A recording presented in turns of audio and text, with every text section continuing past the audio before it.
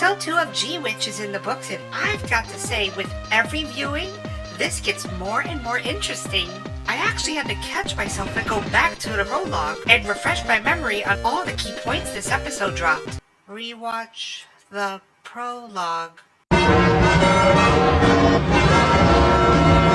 Anyway, so this episode sets up a lot of things and brings up previous stuff where if you skip that prologue, you'll be confused. I highly recommend you watch that prologue before jumping into this series. Much like JoJo, do not skip anything when it comes to Gundam, except for the 00 movie. We won't talk about that. What is that? What the is that? I can already see the criticism from newbie Gundam fans or Gundam haters saying, nothing happens in this episode. Well, action-wise, yes, there's no fighting in this episode. However, you have to pay attention to the dialogue in this. So many seeds are being planted and it's going to be a blast watching these seeds grow. Crap, I just said seed twice.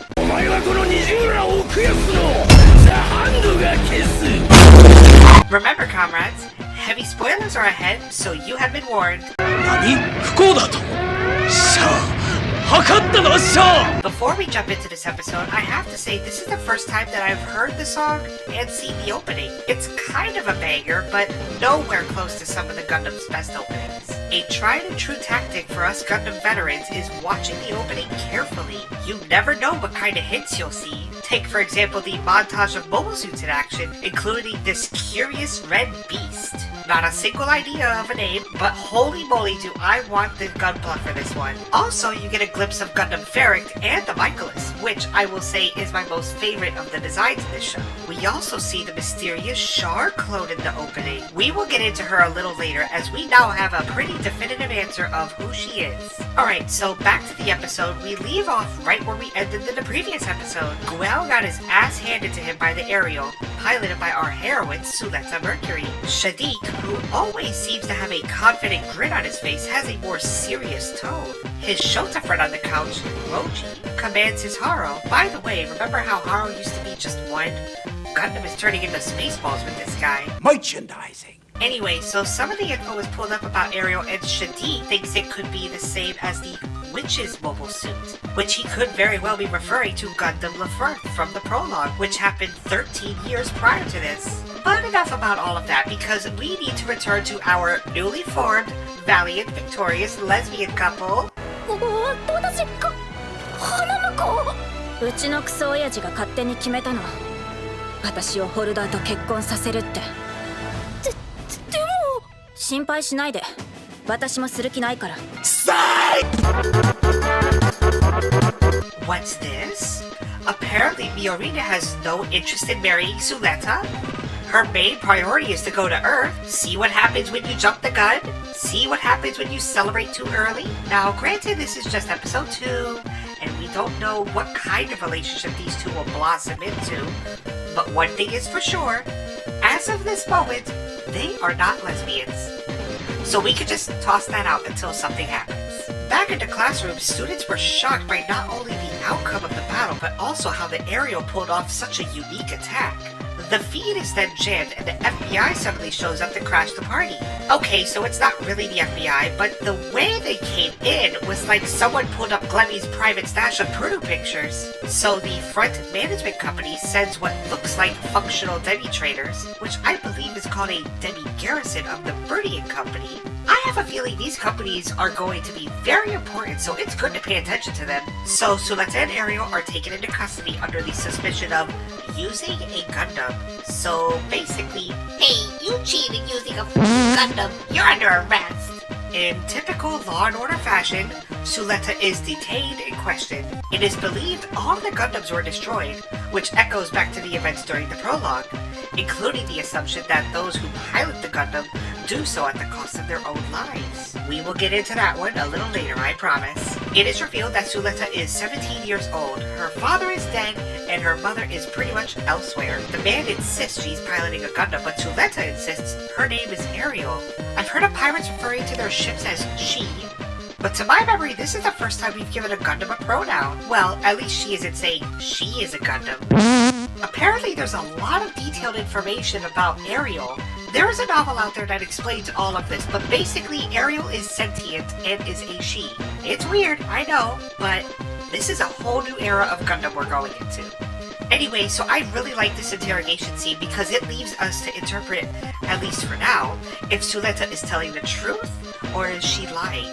Does she truly know Ariel is a Gundam, or is she blissfully unaware of the power she possesses? We get to see Ariel's details such as size, model number, and manufacturer, Shinsei Development Corporation, a lesser company than the big three of the Benner Group. Vim, totally sore from what he would call the stupid duel rule, complains that the results of the duel should be voided because the machine his company Mobile Suit went against was a Gundam. So basically, it's like a Ferrari beating a Honda Civic, but complaining you were against a Ferrari. The old man with the 40k nose is onto Vim's scheme. He knows that if the results are voided, Vim is essentially next in line to inherit the Benerit Group. But before Vim could reply, Deli orders the representative of Shinsei to appear before them. Who exactly is this rep from Shinsei? Just wait for it. Back at the school, rumors are swirling about the duel was voided and Suletta cheated. I mean, to be fair, yes? Guel went against Funnels. It's rare anyone wins against Funnels, right, Char? You can't use those weapons in here, can you? Well, that's what you think, Shar. What the? Now here's an interesting dynamic introduced in this episode. Spacians versus Earthians. Or if you want to get UC about it, Space Noids versus Earth Noids. The prejudice in space is alive and well with Spacians and Earthians. Spacians seem to treat Earthians as second-class citizens. Space inhabitant superiority is nothing new to Gundam and has been exploited many times. So it's a great trope to go back to, and to be honest, I'm very happy to see it. We also get to see more Ellen, the monotone boring kid in shorts. Where have I seen a monotone kid in shorts before?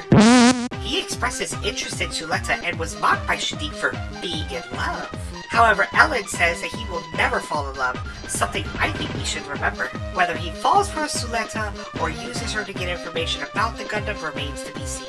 Catching up with Miorine, she is fixing up her wrecked garden after Guel's rampage. Guel's brother, who either I missed his name or they still haven't said it yet, he was sent by Guel to fix the garden. This unusual gesture of kindness by Guel is making me think I'm right about him. He is going to get a huge character arc, possibly the best of the series. Anyway, so Snaggletooth mentions how Miorine is like her father, leaving Suletta high and dry while she continues in the school. Snagglepuss remarks that Suletta will not come back, that she is being banned from the school and her mobile suit scrapped. Miorine, shocked by this brash decision, immediately makes her way to try and fix what's wrong.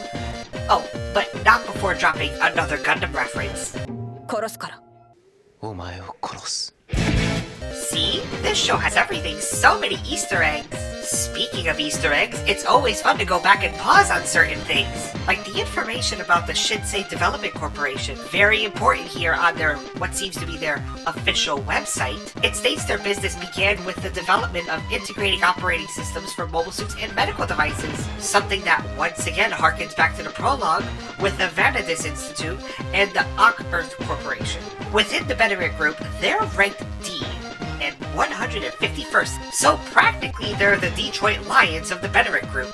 Chwaturi Padlunch, winner of the most Gundam name of all time, has an animosity towards Spacians and well justified. We get a Mean Girl scene when some haughty Spacian girls pull the "This is our table" card. Choo Choo protests, but Mika does not want to cause a scene. What does she get for her kindness? Some gum in her food. What a couple of bitches, huh? Choo Choo, I think, is going to be a favorite of mine in this series. But at the same time, I have a bad feeling about Mika's fate. Another Easter egg, and maybe a plot device to look out for in the future. If you listen closely as Miorine is sitting on that waiting area, the intercom speaks of a SV-29 infection that's spreading in Autonomous Sector 33. A whole lot of garble at this point, but maybe it means it's something?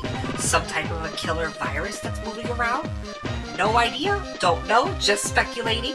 Maybe we'll see it in the future. Anywho, so Miorina is confronted by one of Deling's henchmen and is informed she is being unenrolled in the school and will have a groom picked for her. For all of her life, she has had everything decided by Deling. It's finally starting to take a toll on her. So what does she do when she's upset? Well, she sits on the toilet and plays a mobile game, of course.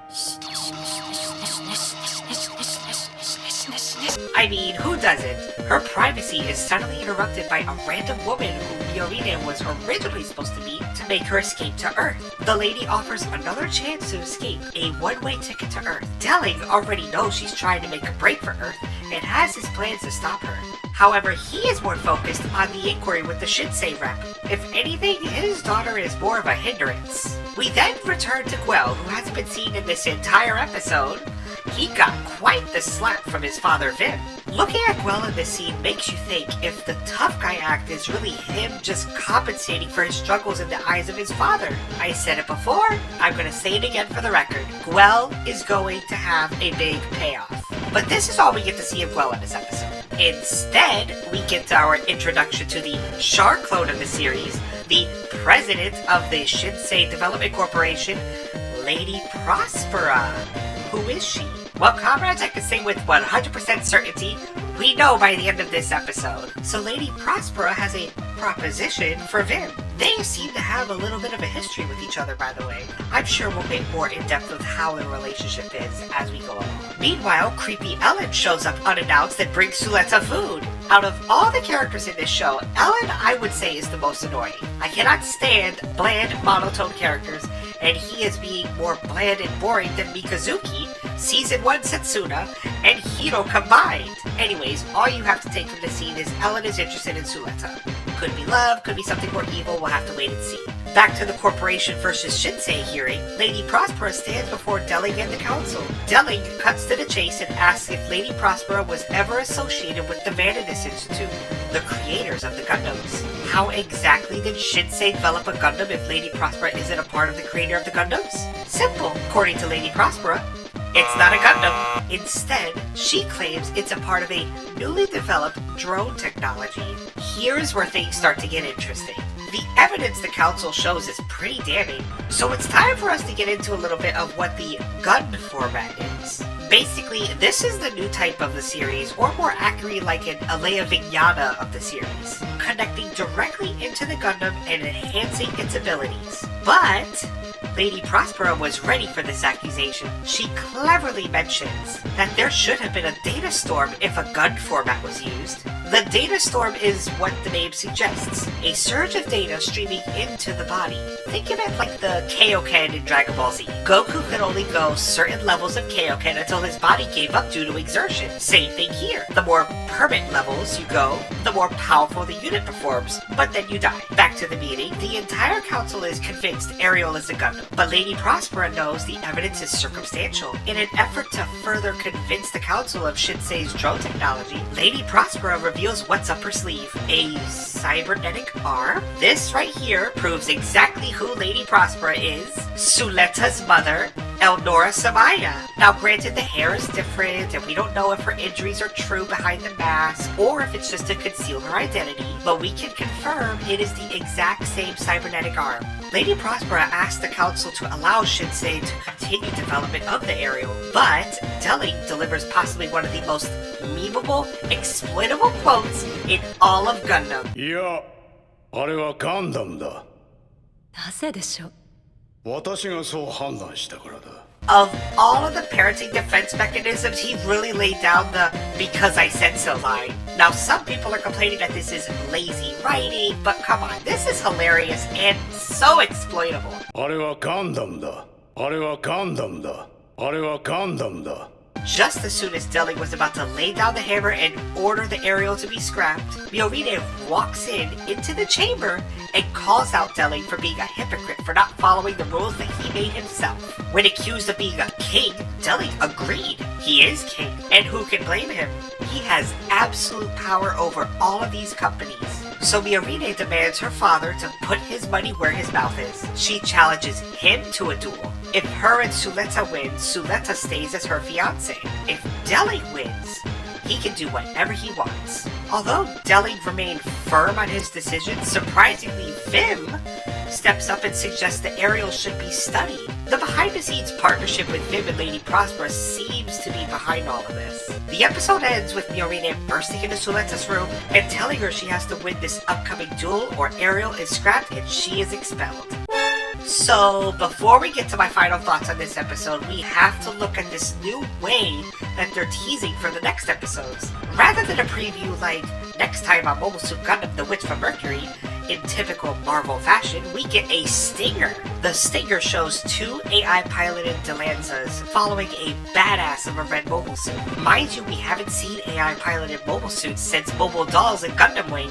This mysterious red mobile suit makes quick work of the Delanzas with some sort of spinning beam weapon. What is this mobile suit? I really want to know.